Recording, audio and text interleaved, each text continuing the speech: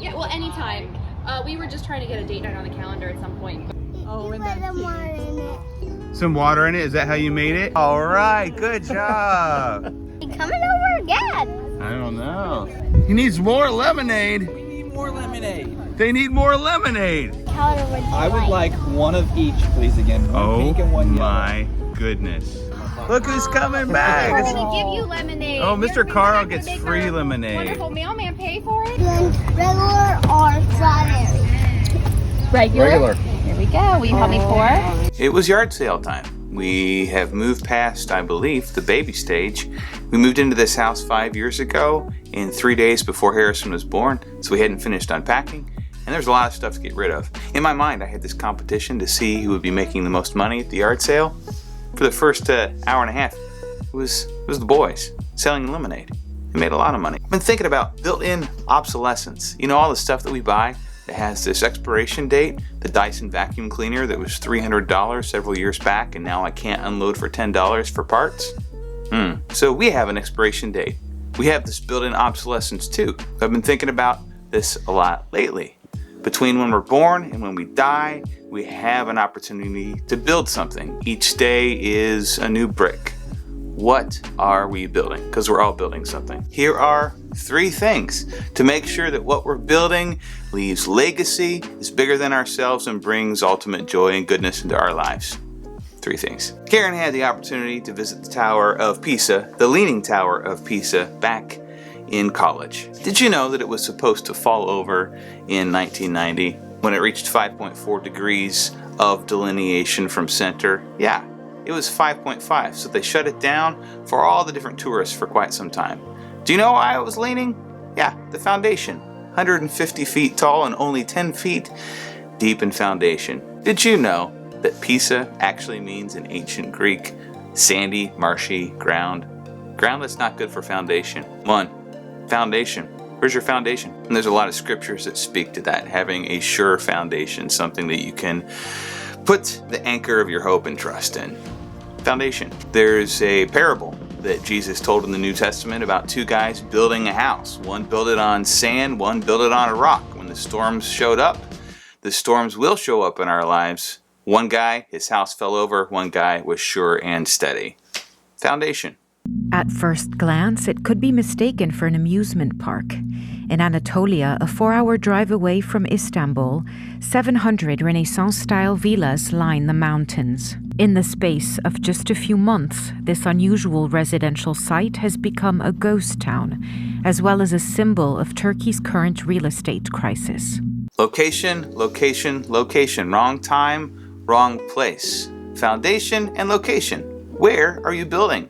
Where in time and space are you building? Is this the right time? Is this the right place? Are you jumping the gun, or are you being too lackadaisical? There have been so many things done in history with so much passion behind them, but at the wrong time or at the wrong place. If you're like me, you either do 2 things. You either go rogue or you shrink back. So it's listening to that still small voice saying, now's the time, now's the place. A while back in Ordnung, we had a outbreak. Yes, we had an outbreak, and it was Lice. but it only lasted a very short time. Minute lice. Amish barn raising. This is something that was popular back in the 19th and 20th centuries, still happens sometimes in Ohio, Indiana, and Pennsylvania. Here's what I love about this. What would take one Amish family months and months to complete, they can get done in one day, like an 11-hour workday. Everybody has their own role. Everybody knows what they're doing. They're all building the same thing. Foundation, location, and coalition.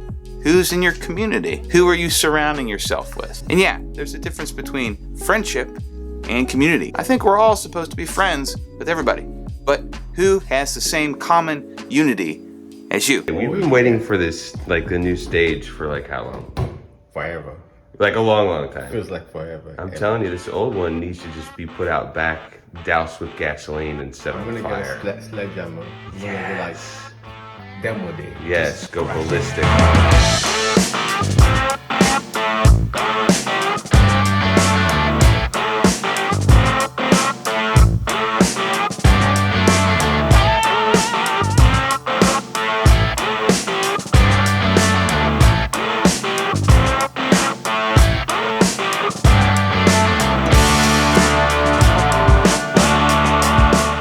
Who are you in community with? Who am I in community with that has the same focus and attention building the same thing? Do your friends have the same building plan? Do they have the same bricks and mortar? Are they trying to build the same thing? We become the people we spend time with.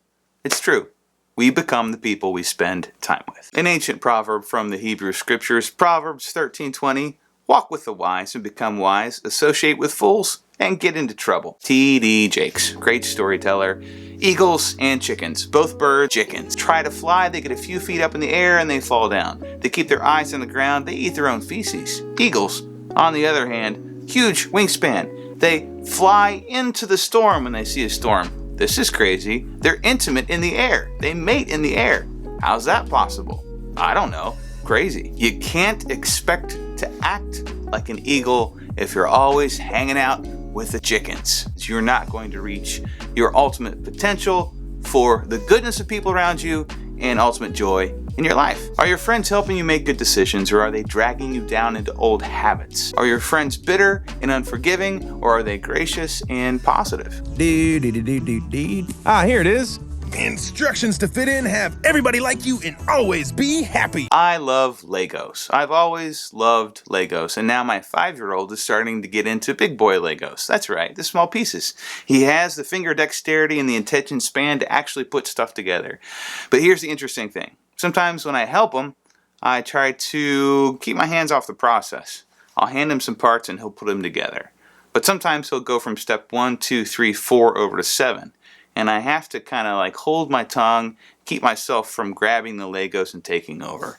I'll whisper into his ear, I'll say, hey, dude, you can't skip a step. As a person of faith, I like to think of my loving Father God wanting to partner with me in the business of building my life. He's wanting to hang out. He wants to be in my presence. He won't grab the building pieces most of the time. He just wants to whisper in my ear and say, hey, I see where we're headed with this. I see the ultimate plan. I'm the master architect. Let me help you build. Let me whisper in your ear and tell you what to do next. Before kids, Karen and I had a chance to travel quite a bit.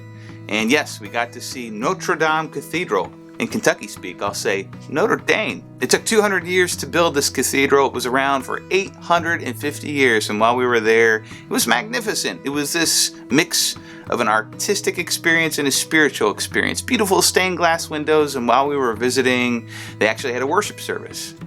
Then in 2019, you and I were watching the news, we're watching the internet as flames engulf the building, and something that was delicately and passionately built over 200 years was starting to collapse. This reminds me of the story that I hear consistently from people. You've been diligent building your life. You've been diligent, and either something has happened to you in an instant, or you've made one really bad decision and everything is crumbling to the ground. When it comes to Notre Dame, there are different arguments as to if it's worth rebuilding, if it's worth restoring. And this is just a reminder to you, if you're a person of faith or not a person of faith. I believe that there is this loving master architect who's constantly in the business of rebuilding and restoring. And there's no debate about if you are worth rebuilding and restoring. Sometimes it's just a simple yes. It's a simple yes to the master architect. It might not look how you originally thought it would look, but he's always wanting to restore hearts and restore lives. It's complete. C'est fini. We got sound back. We got our sound back. Look at this. This is so good. This is amazing. Go team. I mean, seriously. Come on. Hey. We had some minor snafus that weren't so minor. Yeah. Yeah, like cutting cables up there that we weren't expecting. And here we thought we were just going to put a stage together. There you go. Yeah. It worked out. We made it through. Do you have a strong foundation? Are you being diligent in picking the right place and time, the location in which you're building what you're building? Do you have the right community or coalition around you as you're moving forward in life? And this is a big one for me. Do I trust the master architect, and do I believe that he's constantly wanting to rebuild and restore what's been torn down? That's it. See you next time. Carpe Stinking Diem.